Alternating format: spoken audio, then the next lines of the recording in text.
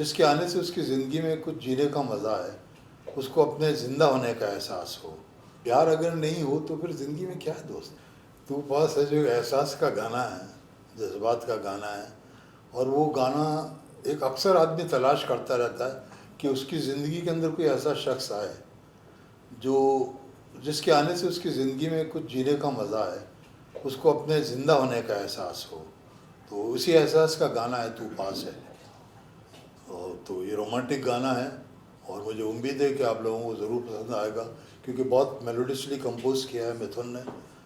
विशाल मिश्रा ने बहुत प्यार से गाया इस गाने को और पिक्चराइज भी बहुत खूबसूरत हुआ है।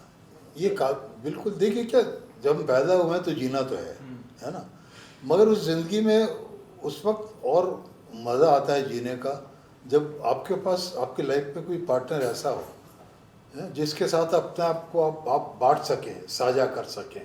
तो यही होता है कि जब ऐसा पार्टनर आप आ जाता है आपके लाइफ में तो ज़िंदगी और बेहतर हो जाती है और जीने के काबिल हो जाती है। देखिए दोस्त, क्या है, गानों को जहाँ तक मैं मानता हूँ कि कुछ आप बीती होती है, कुछ जग बीती होती है ना।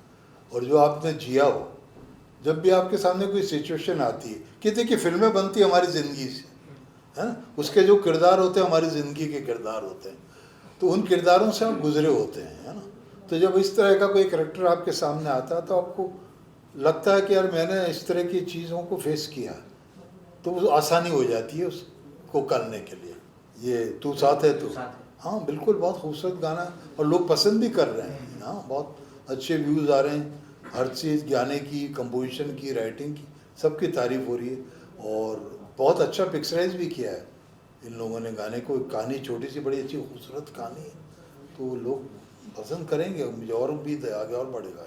देखिए वो तो वही वाली बात है कि आपके कितने बच्चे हैं, आपको कौन सा पसंद है। तो मुझे तो मेरे तमाम गाने पसंद है, और मुझे सबसे अच्छा गाना लगता है मेरा आवारापन, आवारापन बंजारापन। वो मेरी ज़िंदगी के करीब है और तुम कह सकते हो कि मेरी अपनी कहानी है आवारापन बंजारापन में। देखो, प्यार बहुत लाजिम चीज़ है ज़िंदगी के लिए, है ना। प्यार अगर नहीं हो तो फिर ज़िंदगी में क्या है दोस्त, क्योंकि आपके सीने में दिल है ना, और दिल बना ही प्यार के लिए। तो मेरे लिए परिभाषा बहुत बड़ी है प्यार की। क्या प्यार है तो हम हैं, ये दुनिया है। ये तमाम लोग अच्छे हैं, के साहब ने बहुत अच्छे गाने गाए, मेरे कमाल के सिंगर थे वो, है ना। बहुत चले गए जल्दी दुनिया से, इस बात का अफसोस है और हमेशा रहेगा। मगर कमाल के सिंगर थे, उन्होंने बहुत गाने मेरे गाने गाए और उनको बहुत पसंद थे मेरे गाने।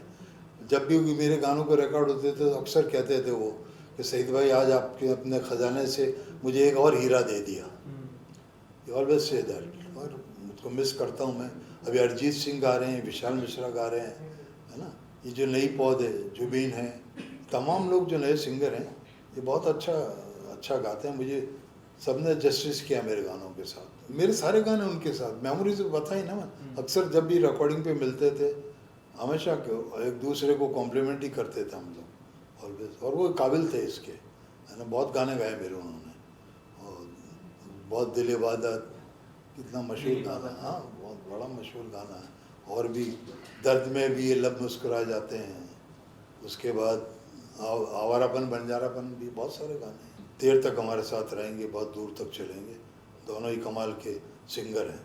ये सब मेरे फेवरेट हैं यार, सब मेरे बच्चे हैं ये, है ना। मेरे बहुत गाने गाए इन्होंने।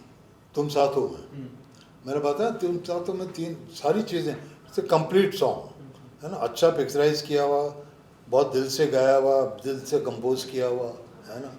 और मैं अपनी राइटिंग के बारे में क्या बोलूँ यार, वो तो जब दुनिया सुनते, बिल्कुल। हाँ, स्टोरीज की है दोस्त छोटी सी, कि 7-8 दिन कोशिश की, कुछ बात समझ में नहीं आ रही थी मुझे क्या। और जब तक मेरी एक नेचर है कि मैं जब तक खुद सेटिस्फाइड नहीं हो जाऊँ अपने गाने से, मैं देता नहीं हूँ कंपोज़र को या प्रोड्यूसर डायरेक्टर को, क्योंकि मुझे लगा कि मैंने कुछ काम ढंग का कर लिया तो उनको दूँ ना। तो मेरी कोशिश जद्दोजहद चलती रही मेरी, और कुछ बात नहीं बनी। तो उसके बाद 7 दिन जब गुजर गए तो मैं अपनी बालकनी में गुलाब का पौधा है, उसमें उस गुलाब का फूल खिला हुआ था और उसकी एक पत्ती पे ओस की बूंद थी, शबनम की। तो मुझे ऐसा लगा उसको देख के यार, जैसे किसी के लाल होठों पे एक बूंद है शबनम की, ओस की, है ना। तो वो जो ख्याल 6-7 दिन से मेरी मेहनत कर रहा था और कुछ बात नहीं बनी, उसको देखती मुझे ऐसा लगता है कोई ताले की चाबी मिल गई अचानक, जो खो गई वो अचानक चाबी मिल जाए, वो ताला खुल जाए, वही एहसास था। फिर वो गाना जो 7-8 दिन से नहीं बन रहा था, 15 मिनट में अंतरों के साथ बन गया, और रात को 2-2:30 बजे रिकॉर्ड भी हो गया। तो मैं यहाँ आया था, कुछ 5-6 साल मैंने स्ट्रगल किया, कोई बात नहीं बनी, तो मैं वापस चला गया। अब मैं जोधपुर का रहने वाला हूँ, राजस्थान का, तो अपने शहर वापस चला गया था। फिर वहाँ जाके LIC एजेंट बन गया मैं, कि काम तो इंडस्ट्री में तो मिला नहीं, तो जिंदा रहने के लिए काम तो करना था, तो LIC एजेंट बन गया मैं, और 10 साल मैंने काम किया LIC एजेंट। पर जब मैं स्ट्रगल कर रहा था, मेरी मुलाकात भट्ट साहब से हो गई थी। भट्ट साहब को मेरी पोइट्री बहुत पसंद थी, और उन्होंने प्रॉमिस भी किया था मुझे कि कभी ना कभी तेरे साथ काम ज़रूर करूँगा। पर उस वक्त शायद नसीब में नहीं था, बात नहीं बनी, मैं वापस चला गया। कुछ अरसा बाद जब ये भट्ट साहब का जोधपुर आना हुआ किसी की किताब की विमोचन के सिलसिले में, तब मेरी अखबार में उनके बारे में न्यूज़ आई कि कल वो आ रहे हैं और किताब के सिलसिले में। तो मुझसे मेरे भाई ने कहा, सही भाई साहब मिलना चलोगे क्या आप, क्योंकि आपके अच्छे ताल्लुकात रहे हैं उनसे। मैंने कहा मैंने मना कर दिया कि मैं नहीं। तो भाई को अजीब लगा, और मना करने की मेरी वजह ये थी कि जो अच्छी मेमोरीज थी मेरी उनके साथ, उस अगर उन्होंने मुझे नहीं पहचाना इतने सालों बाद क्या, तो मुझे वो मेमोरीज मैं ख़राब नहीं करना चाहता जो उनसे जुड़ी हुई थी, है ना, इसलिए मैंने मना कर दिया। मगर नेक्स्ट डे फिर उन्होंने कहा भाई ने कि एक बार और कोशिश कर लें, जिस दिन वो आ गए थे वो। तो मैंने कहा यार चलो चलते हैं, अपने लिए तो बहुत कई बार जलील हुए ज़िंदगी में, आज भाई के लिए हो जाते हैं, इसको तसल्ली हो जाएगी कि भाई साहब मैं मना क्यों कर रहे थे।